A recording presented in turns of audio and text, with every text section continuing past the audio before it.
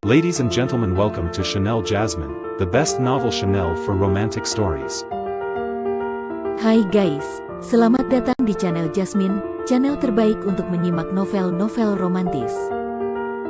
Mohon dukung channel ini dengan subscribe, like dan share video-video yang ada di channel ini. Terima kasih.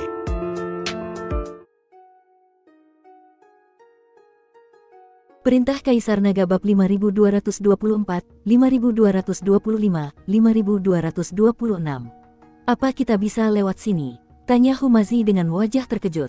Kalau tidak lewat juga akan mati, kita coba saja, kata Dev, lalu membawa Humazi berjalan menuju rawa. Lumpur hitam di rawa tulang busuk bergelegak di bawah kaki, lumpur kental itu seperti tangan-tangan dingin tak terhitung jumlahnya yang berusaha menyeret makhluk hidup yang menginjaknya ke dalam jurang. Dev mencengkeram lengan Humazi dengan satu tangan, sementara tangan lainnya mengayunkan pedang pembunuh naga untuk menebas sulur-sulur beracun yang menerjang ke arah mereka. Energi pedang keemasan menciptakan bayangan-bayangan di atas rawa yang gelap. Hati-hati di bawah kakimu. Dev tiba-tiba berteriak pelan, menarik Humazi dan melesat ke sisi kiri. Posisi mereka berdiri beberapa saat yang lalu langsung ambruk, dan dari dalam lumpur hitam muncul beberapa baris tulang belulang tajam. Jika terlambat setengah detik saja, dada mereka pasti sudah tertusuk. Humazi terengah-engah dengan napas yang belum teratur karena syok. Luka di dadanya kembali robek akibat gerakan yang kuat, dan darah menetes ke dalam lumpur, seketika menarik segerombolan serangga hitam seukuran kuku. Serangga-serangga itu melahap jejak darah dengan kecepatan yang bisa dilihat dengan mata telanjang, bahkan lumpur di sekitarnya ikut tergigit hingga membentuk lubang-lubang kecil. Tempat sialan ini benar-benar aneh. Humazi menyeka lumpur di wajahnya, suaranya terdengar seperti mau menangis. Dewi Cilian dan yang lainnya tidak akan mengejar sampai ke dalam sini, kan? Belum selesai ia bicara, dari belakang terdengar bentakan dingin Dewi Cilian, sekelompok orang tidak berguna. Dua orang yang terluka parah saja tidak bisa kalian hentikan. Kejar, mereka tidak bisa lari jauh. Dev menoleh ke belakang dan melihat puluhan bayangan samar berdiri di tepi rawa. Jubah merah panjang Dewi Cilian tampak sangat mencolok di bawah cahaya yang remang-remang.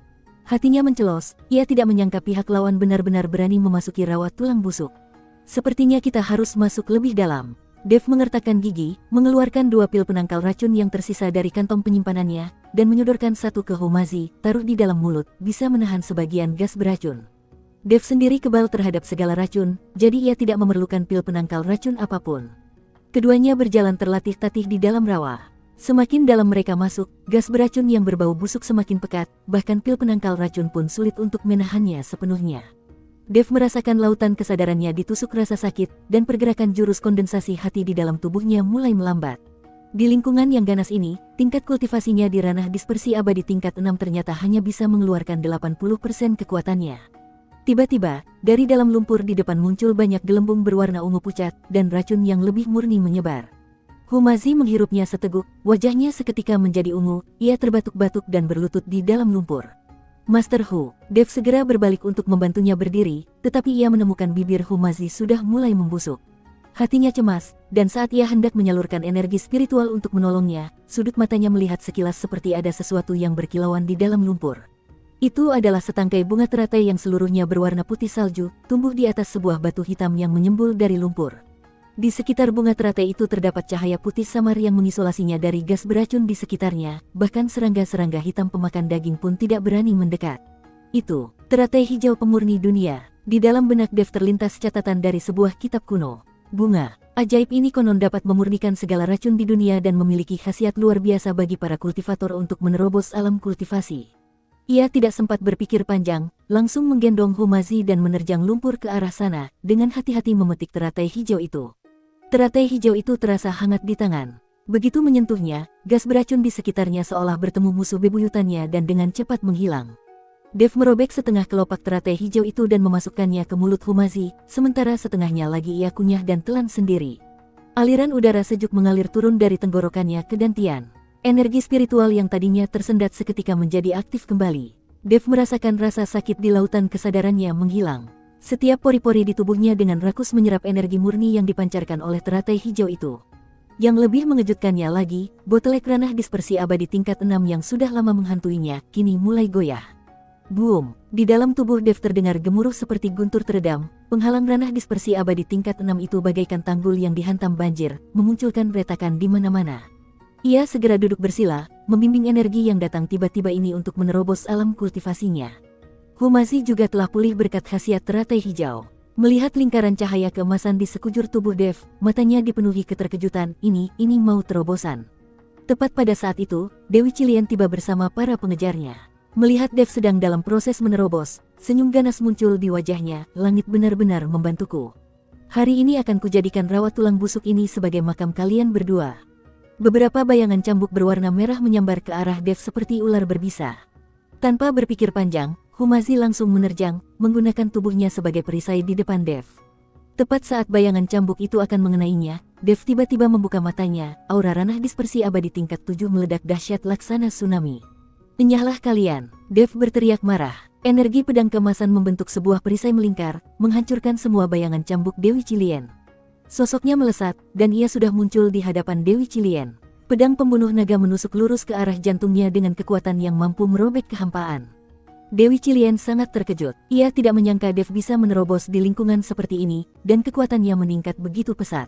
Dengan tergesa-gesa, ia hanya bisa mengeluarkan pusaka bawaannya, perisai ular Cilien, untuk menahannya, tetapi ia malah terdorong mundur berkali-kali oleh energi pedang itu hingga darah merembes dari sudut bibirnya.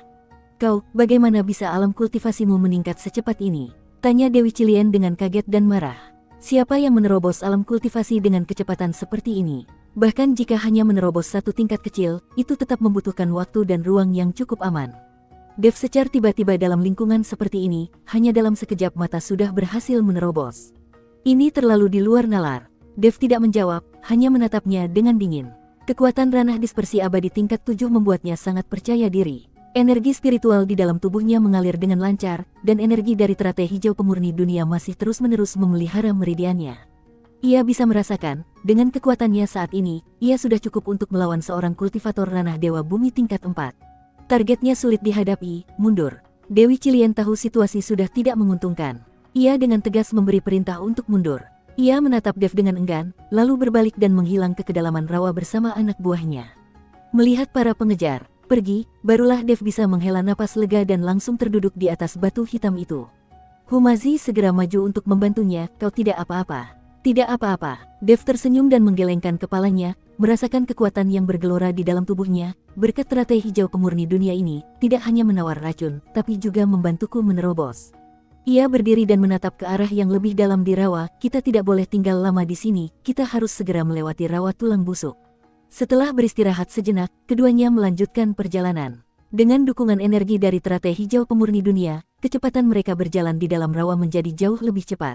Di tengah perjalanan, mereka bertemu lagi dengan beberapa jebakan berbahaya dan makhluk beracun, tetapi semuanya berhasil diatasi di bawah kekuatan Dev yang dominan. Beberapa jam kemudian, Dev dan Humazi akhirnya melihat pintu keluar rawa tulang busuk. Itu adalah sebuah hutan lebat. Berbeda dengan suasana suram dan mengerikan di rawa, di sini sinar matahari cerah dan penuh dengan kehidupan. Kita berhasil keluar, teriak Humazi dengan gembira sambil berlari ke arah hutan.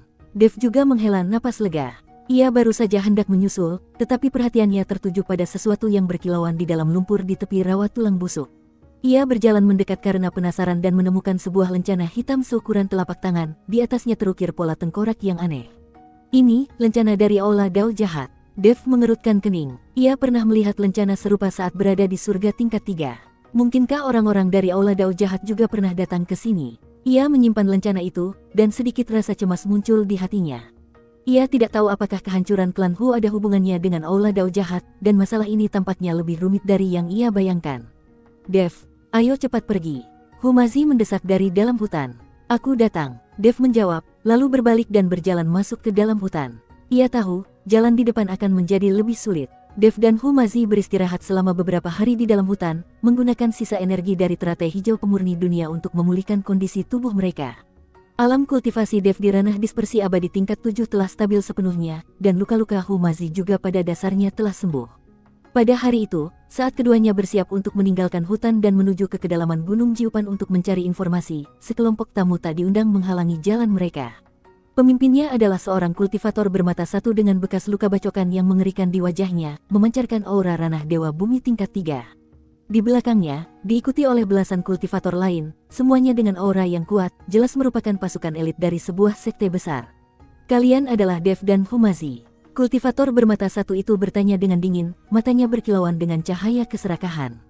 Dev sedikit mengerutkan kening, kami tidak saling kenal dengan Anda, mengapa menghalangi jalan saya? Tidak saling kenal, kultivator bermata satu itu mencibir, sekarang siapa di Gunung Jiupan yang tidak tahu, dengan menangkap kalian berdua, bisa mendapatkan hadiah ganda dari Istana Iblis Hitam dan Sekte Ular Merah. Terutama kau, Dev, konon kau punya banyak harta karun, hari ini biar aku terima dengan senang hati. Hati Dev mencelos, ia tidak menyangka berita tentang mereka menyebar begitu cepat. Tampaknya Dewi Cilien dan Istana Iblis Hitam telah bekerja sama mengeluarkan perintah pengejaran dan pembunuhan untuk menghabisi mereka. Hanya mengandalkan kalian. Sudut mulut Dev membentuk senyum dingin, pedang pembunuh naga di tangannya sedikit bergetar, seolah sudah tidak sabar untuk meminum. Darah, sombong, teriak kultivator bermata satu itu dengan marah, serang. Hidup atau mati tidak masalah. Belasan kultivator itu segera menyerbu ke depan, berbagai cahaya pusaka spiritual berkilauan, bahkan menutupi sinar matahari. Dev melindungi Humazi di belakangnya, pedang pembunuh naga terhunus. Energi pedang keemasan menyapu ke segala arah, seketika membelah dua kultivator yang menyerbu paling depan menjadi dua. Ranah dispersi abadi tingkat 7. Bagaimana mungkin? Kultivator bermata satu itu berseru kaget, wajahnya penuh dengan rasa tidak percaya. Informasi yang ia dapatkan jelas-jelas mengatakan bahwa Dev hanya memiliki tingkat kultivasi ranah dispersi abadi tingkat 6. Karena itulah ia berani membawa orang untuk menyergap. Tak disangka hanya dalam beberapa hari, kekuatan lawannya malah meningkat lagi, dan bahkan bisa bertarung melampaui levelnya. Humazi juga mengeluarkan beberapa lembar kertas mantra dan mulai bertarung dengan beberapa kultivator yang tingkatnya lebih rendah. Meskipun ia hanya berada di ranah Dewa Bumi tingkat 1, dengan mengandalkan pengalaman bertarungnya yang kaya, untuk sementara waktu ia tidak tertinggal. Dan kekuatan Humazi juga perlahan-lahan pulih dan meningkat. Begitu ia sepenuhnya bangkit, orang-orang ini bisa ia habisi hanya dengan satu tamparan. Lawan Dev adalah kultivator bermata 1 dan 3 kultivator ranah Dewa Bumi tingkat 3 lainnya. Ia menggunakan pedang pembunuh naga dengan keahlian yang luar biasa. Energi pedang keemasan mengalir deras laksana badai, memaksa keempat orang itu untuk terus mundur. Targetnya terlalu kuat, mundur. Kultivator bermata 1 itu melihat situasi tidak menguntungkan dan dengan tegas memberi perintah untuk mundur. Ia tahu, 4 orang di ranah Dewa Bumi tingkat 3 saja bukan tandingannya, mustahil bisa menahan Dev. Bisa-bisa sebentar lagi mereka semua akan tewas di tempat ini. Melihat beberapa orang itu hendak melarikan diri, bagaimana mungkin Dev akan melepaskan mereka? Sosoknya melesat, mengejar kultivator bermata 1 itu laksana hantu, pedang pembunuh naga menebas secara horizontal. Kultivator bermata 1 itu menjerit kesakitan, satu lengannya tertebas putus, darah menyembur keluar. Kultivator lainnya yang melihat pemandangan itu ketakutan setengah mati. Mana berani mereka tinggal lebih lama, semuanya lari tunggang langgang ke segala arah. Dev juga tidak membunuh mereka semua sampai habis. Ia tahu saat ini tidak baik untuk menambah terlalu banyak musuh. Sayang sekali mereka berhasil kabur, kata Humazi dengan sedikit penyesalan. Orangnya bisa lari, tapi markasnya tidak. Mata Dev sedingin es, mereka pasti akan kembali untuk melapor, situasi kita selanjutnya akan menjadi lebih sulit. Kenyataannya persis seperti yang diperkirakan Dev. Hanya dalam waktu setengah hari, mereka telah diserang oleh 3 gelombang kultivator. Para kultivator ini berasal dari kekuatan yang berbeda-beda, jelas semuanya mengincar hadiah sayembara. Dev dan Humazi bertarung sambil mundur. Meskipun berkat peningkatan kekuatan Dev mereka selalu berhasil lolos dari bahaya, mereka juga telah menghabiskan banyak energi spiritual dan kelelahan karena terus-menerus melarikan diri. Bersambung.